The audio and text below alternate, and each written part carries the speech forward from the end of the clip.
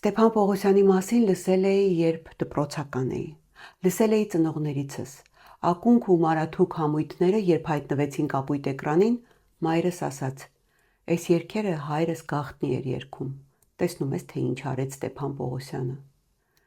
Այդ ժամանակ անկեղծ ասած, շատ լավ չէի հասկանում, թե ինչի մասին է ասում, ինչ է արել ու ով է Ստեփան Պողոսյանը։ Հետո հասկացա, ճանաչեցի, իմացա ու հիացա։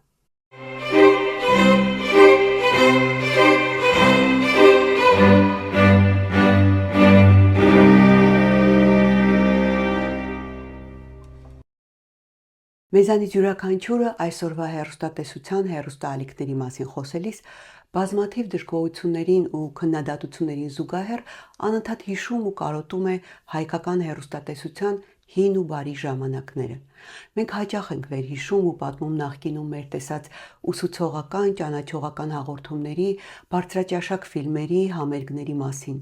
Չենք մոռանում կիրթ ու ներկայանալի հաղորդավարներին, եթերից հնչող նրանց լեզվի անաղարտության ու ճիշտ կիրառումների մասին։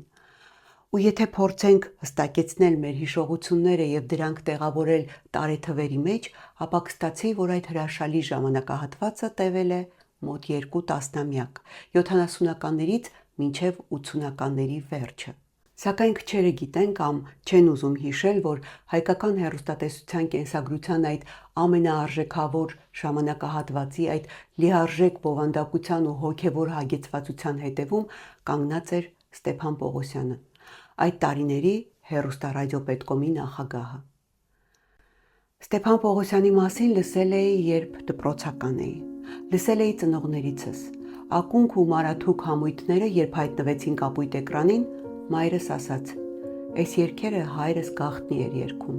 Տեսնում ես, թե ինչ արեց Ստեփան Պողոսյանը։ Այդ ժամանակ անկեղծ ասած, շատ լավ չէի հասկանում, թե ինչի մասին է ասում, ինչ է արել ու ով է Ստեփան Պողոսյանը։ Հետո հասկացա, ճանաչեցի, իմացա ու հիացա։ Անձամբ Ստեփան Պողոսյանի հետ ծանոթացա ավելի ուշ, երբ ինքը տարիքով էր, չէր աշխատում, իսկ ես արդեն աշխատում էի մշակույթի նախարարությունում։ Առնո Բաբաջանյանի անվան համերգասրահում գործընկերներիցս մեկը ծանոթացրեց։ «Նախարարությունում ինչ ես անում»՝ հարցրեց Ստեփան Պողոսյանը։ «Նախարարի խորհրդականն եմ», ասացի ես։ «Յա, գոնե լավ խորհուրդներ տալիս ես նախարարին»։ «Հա, լինում են նման դեպքեր», ամաչելով ասացի ես ու ծիծաղեցինք։ Քիչ անց համերգասրահում այնպես էր ստացվել, որ Ստեփան Պողոսյանի անմիջապես հետևի աթոռին էի նստել։ Պատահաբար շուռ եկավ, ինձ տեսավ, ասաց. «Բարև ձեզ»։ Խառնվեցի իրար, մտածեցի երևի չհիշեց ինձ, ասացի. «Քիչ առաջ ճեմասրահում խոսեցինք, պարոն Պողոսյան»։ Ասաց. «Գիտեմ, բայց ինչ է, գեղեցիկ կնոջն իրավունք չուներ մի քանի անգամ բարևել»։ Կնամեծար, հումորով, հետաքրքիր, բանիմաց այս մարդուն կրկին հանդիպեցի 2011 թվականին։ Կոստան Զարյանի մասին վավերագրական ֆիլմը, որի սցենարի հեղինակը ես եմ, մենք նկարահանեցինք հենց Ստեփան Պողոսյանի խորհրդով ու հորդորով։ Կոստան Զարյանը մեր գրականության հսկան է, բայց ժողովուրդը չի ճանաչում նրան, ամեն կերպ պիտի ճանաչելի դարձնել, ֆիլմ նկարեք անպայման, գրեթե կշտամվեց մեզ նա։ Հետաքրքիր է, որ Ստեփան Պողոսյանի հետ առնչվելուց միանգամից հասկանում էիր, որ գործ ունես մի մարդու հետ, ով միշտ իր ժամանակից առաջ էր նայում ու տեսնում, թե ով եւ ինչն է մնայունը, հավերժականը, ճշմարիտն ու արժեքավորը։ Մենք կարծում եմ այսօր դեռ չենք գիտակցում կամ գիտակցում ենք, բայց չենք բարձրաձայնում այն, որ Ստեփան Պողոսյանի հեռուստարադիոպետկոմի ղեկավարության 18 տարիները ոչ այլ ինչ էին, քան հայկական հեռուստատեսության ոսկե դարը։ Սա բացարձակ չափազանցություն չէ։ 1970-ից 88 թվականներին այս կառույցը ղեկավարած Պողոսյանը վերազինեց հեռուստատեսությունը լիովին։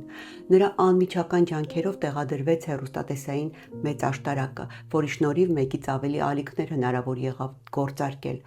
Խորհրդային հանրապետություններից մենք գրեթե առաջինն էինք, որ ունեցանք գունավոր շարժական հեռուստակայանը։ Նրա օրոք ու ջանքերով կառուցվեց նոր հեռուստաստուդիան։ Իդեպ հեռուստատեսության հին աշխատողները դեռ կան ու պատմում են, որ ստուդիան կառուցելու ժամանակ, որպեսզի շինարարությունը ճիշտ ժամանակին ավարտեին, 3 հերթափոխով են աշխատել։ Պատմում են, որ 3-րդ հերթափոխում բանվորների հետ հավասար ավազու ցեմենտ էր կրում նաև Ստեփան Պողոսյանը։ Սա տեխնիկական մասով։ Եկեք վերհիշենք բովանդակային մասը։ Հաղորդավարների տեսքի, կեցվածքի եւ հատկապես հայոց լեզվի ճիշտ շեշտադրումների ու անսխալ կիրառման մասին արդեն ասացի։ Հնչեց ու մեզ հեռուստատեսությամբ հասանելի դարձավ ազգային երգն ու պարը։ Հիշենք ակունք եւ մարաթուկ համույթների հրաշալի կատարումները։ Հիշենք դասական երաժշտության պարտադիր առկայությունը եթերում։ Սրան զուգահեռ իմ եւ ինձնից ավագ սերունդը հաստատ չի մոռացել 22:30 հաղորդաշարը, որը յուրաքանչյուր կիրակի ներկայացնում էր արտասահմանյան երգ ու երաժշտություն։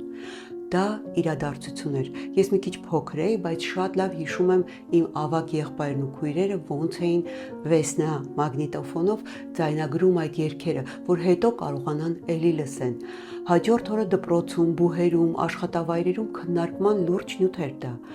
Դա պատուհան էր դեպի մեծ աշխարհ։ Հեռուստատեսության մյուս ձեռքբերումները ոչ այլ ինչ էին, քան Ստեփան Պողոսյանի